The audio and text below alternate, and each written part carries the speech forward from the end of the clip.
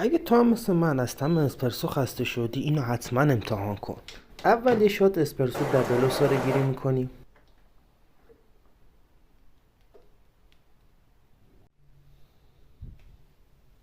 فانل رو روی پورتوفیلتر قرار میدیم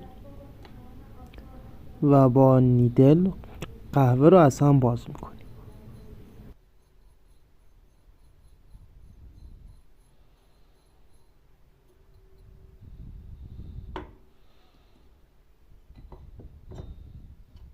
لول قهوه‌مون رو صاف و یک نواخت میکنیم و با تمپر تکنیکال قهوه‌مون رو تمپ میکنیم.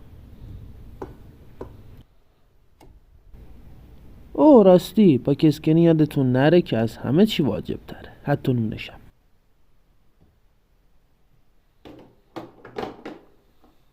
و حالا نوبت عصاره گیری میرسه و یه دبل شات اسپرسو عصاره گیری میکنیم.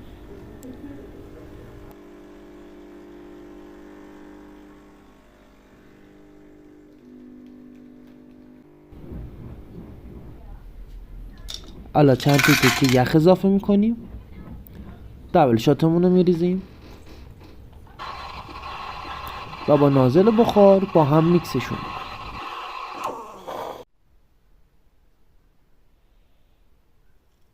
نوش جان، فقط یادت نره ما رو فالو کنی.